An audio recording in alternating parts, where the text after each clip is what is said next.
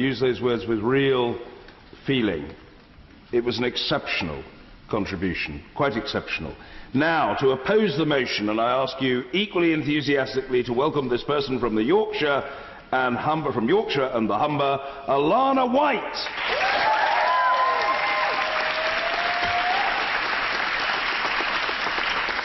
Thank you, Mr. Speaker. Now, I apologise that it starts quite the same as Jass's, but picture this.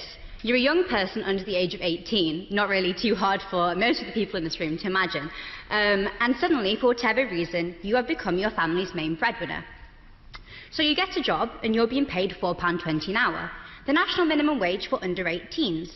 Everything's fine until you receive your first paycheck and realise that your co-worker is being paid £3.63 an hour more than you in the same job, simply because they are over 25 and you are not. You are outraged. Surely you think, in a supposedly democratic society, that you should be getting paid £7.83 an hour, just like your co-worker. Equal pay for equal work. You see people arguing against this, claiming that young people are incapable, but you know the vast majority of workers who are under 25 are just as capable and hard-working as those over 25. In principle, I would agree with you, but the reality of the situation is this. Achieving equal pay for equal work is economically very challenging, as well as dismissing the expertise of independent advisors. The main incentive for an employer to hire someone under 25 instead of someone over 25 is that they can pay the younger person less. Equaling the pay for all workers would take away this main incentive, essentially pricing young people out of the labour market. After all, if an employer was choosing between a 25-year-old with 7 years of experience and a 16-year-old with no experience that they would have to pay the same, why would they choose the younger person? Although the wages might not be as good as many would like, I would much rather they stayed in this tiered system, with some of us having jobs, than equalise the pay and risk massive unemployment for young people. I'm sure most of you would agree with me there. Now, there has been an argument for this motion, comparing the struggle that women went to achieve the semblance of equal pay we have now, to this struggle for equal pay across ages. And I would just like to remind you that you will grow out of being under 25, but we do not grow out of being women. And that is where the difference lies. Now, I'd like to let you know about an independent group, the Low Pay Commission. Now, this commission was founded in 1997 and is independent of the government.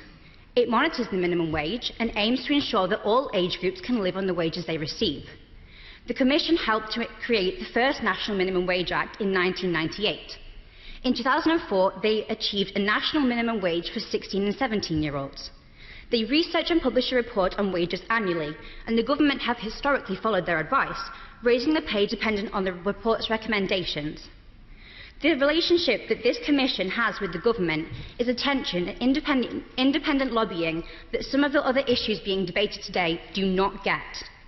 Lastly, as found by the Equality and Human Rights Commission and the Office for National Statistics, we don't even have equal pay across genders and ethnic groups, so how can we expect equal pay across ages?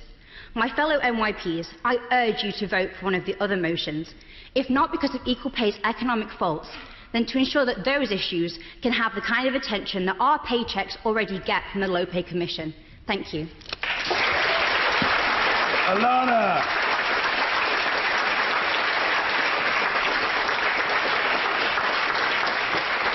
Alana, thank you for the clarity and skill with which you've just spoken to us. Now, members of the Youth Parliament, I'm afraid I'm advised that there isn't much leeway at the other end of the day. I'm here all day anyway, but I appreciate people have got trains to catch or flights to get on or whatever. And you also do need to have lunch, and that's important. So I'm looking to finish this debate